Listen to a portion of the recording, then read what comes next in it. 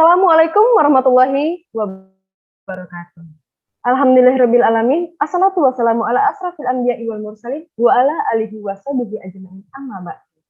Kami dari kelompok 9 akan menjelaskan hasil dari seminar KKL kami pada seminar KKL Pendidikan Biologi 2018 tahun 2021. Adapun kegiatan yang akan kami bahas pada seminar KKL kami, yang pertama pengembangan media pembelajaran, dan yang kedua, pengembangan alat peraga pendidikan. Baik, untuk pemateri pertama akan dijelaskan oleh Saudari Indah Puspitasari. Kepada Saudari Indah Puspitasari, kami persilahkan. Baik, terima kasih kepada Saudari Andi Anissa sebagai moderator. Di sini saya akan menjelaskan materi mengenai pengembangan media pembelajaran. Nah, kita bahas dulu, media pembelajaran itu ialah suatu alat bantu dalam proses pembelajaran yang merangsang pikiran, perhatian, dan kemampuan atau keterampilan peserta didik sehingga dapat mendorong terjadinya proses belajar mengajar yang efektif. Kemudian penggunaan media pembelajaran itu sendiri dapat membangkitkan minat dan motivasi peserta didik dalam mengikuti proses belajar mengajar dalam kelas. Nah, untuk fungsinya sendiri itu memudahkan peserta didik dalam memahami konsep materi yang abstrak, membantu guru dalam mengajar, dan memberikan pengalaman yang lebih nyata bagi peserta didik. Tujuan pembelajarannya yaitu, atau tujuan kegiatan, untuk mengembangkan media pembelajaran berupa media audio, visualizer, dan mikroskop sederhana. Oke, kita masuk ke prosedur pembuatan media pembelajaran audio visualizer. Alat dan bahan yang digunakan yaitu ada laser pointer, pipa paralon, balon karet, pecahan cermin, double tip, serta selotip. Nah, untuk cara kerjanya sendiri yang pertama, kita harus menyiapkan pipa paralon yang berdiameter 2-3 inci dengan panjang 20-30 cm, yang ujung pipanya itu sudah kita ampas terlebih dahulu. Kemudian, kita pasang balon karet di ujung pipa, lalu dikasih selotip selebar 3 cm. Lalu kita pasang ke cermin di tengah-tengah balon karet dengan menggunakan double tip. Kemudian cermin ini berukuran 2x2 mm. Nah, selanjutnya hidupkan laser pointer dan pancarkan cahaya merahnya mengarah ke cermin tersebut. Lalu kita bisa mengamati bentuk vokal yang dipancarkan oleh sinar laser tersebut. Nah, untuk hasil kegiatannya ini bisa kita lihat pada gambar 1, yaitu yang audio visualizer, dan untuk cara penggunaannya seperti pada gambar 2, cara penggunaan audio visualizer. Oke, media visualizer ini atau disebut juga sebagai media video. Dalam media video tersebut ada 2 unsur. Nah, 2 unsur tersebut saling menyatu, yaitu audio dan visual. Kemudian, adanya unsur audio dapat memungkinkan peserta didik untuk dapat menerima pesan pembelajaran melalui pendengaran, sedangkan unsur visual memungkinkan pencipta pesan belajar peserta didik melalui visualisasi. Nah, untuk pembuatan vokal visualizer ini dapat membantu peserta didik dalam memahami atau mengetahui kualitas vokal suara yang baik.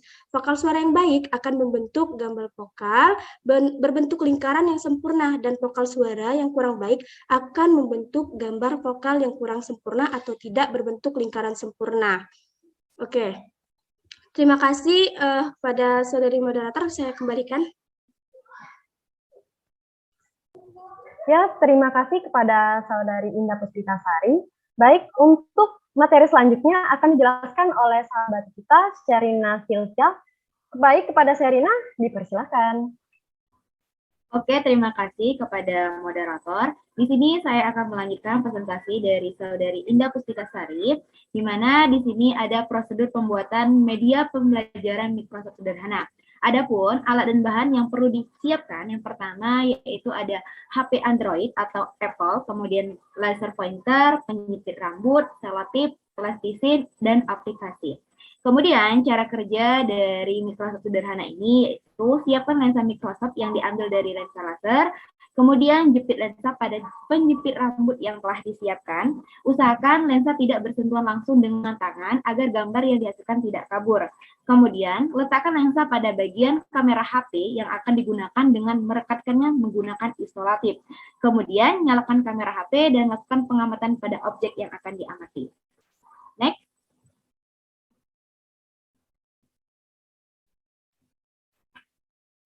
Nah, berikut ini adalah hasil dari kegiatan pembuatan Microsoft sederhana. Di gambar 3 ini adalah cara penggunaan daripada Microsoft sederhana, kemudian dari gambar 4 ini adalah hasil penggunaan Microsoft sederhana, yaitu dengan mengamati daun.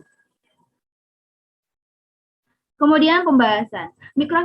Microsoft sering digunakan peneliti untuk melihat benda yang berukuran kecil yang tidak dapat dilihat secara langsung oleh indera penglihatan atau mata. Mikroskop sederhana dapat digunakan untuk mengatasi hambatan dan memudahkan peserta didik untuk melakukan pengamatan pada suatu benda yang tidak dapat dilihat secara kasat mata. Cara kerja mikroskop sederhana ini yaitu dari cahaya lampu yang dibiaskan oleh lensa kondenser, setelah itu melewati lensa kondenser, sinar mengenai spesimen yang diteruskan oleh lensa objektif. Kemudian, lensa objektif ini merupakan bagian yang paling penting dari mikroskop karena lensa ini dapat diketahui perbesaran yang dilakukan oleh mikroskop. Kemudian, sinar yang diteruskan oleh lensa objektif ditangkap oleh lensa okuler dan diteruskan pada mata dan atau kamera. Mungkin itu saja yang dapat saya sampaikan. Saya kembalikan lagi kepada moderator. Baik, terima kasih kepada Saudari Sherina Silva. Untuk selanjutnya, pada materi pengembangan alat peraga pendidikan akan dijelaskan oleh sahabat kita Angelika Novaldi. Kepada Angelika Novaldi, dipersilahkan. Presentasi selanjutnya mengenai pengembangan alat peraga pendidikan. Alat peraga adalah alat-alat yang digunakan pendidik dalam menyampaikan bahan pendidikan atau pengajaran yang fungsinya untuk membantu dan memeragakan sesuatu dalam proses pendidikan pengajaran. Alat peraga dapat berfungsi sebagai alat penyedia kebutuhan peserta didik dalam memahami sebuah konsep pembelajaran di dalam kelas khususnya. Alat peraga sains adalah seperangkat benda konkret yang dirancang, dibuat, dihimpun, atau disusun secara sengaja yang digunakan untuk membantu menanamkan atau mengembangkan konsep-konsep atau prinsip-prinsip dalam proses pembelajaran sains. Pembelajaran menggunakan alat peraga berarti mengoptimalkan fungsi seluruh panca indera siswa untuk meningkatkan efektivitas siswa belajar dengan cara mendengarkan, melihat, meraba, dan menggunakan pikiran secara logis dan realistis.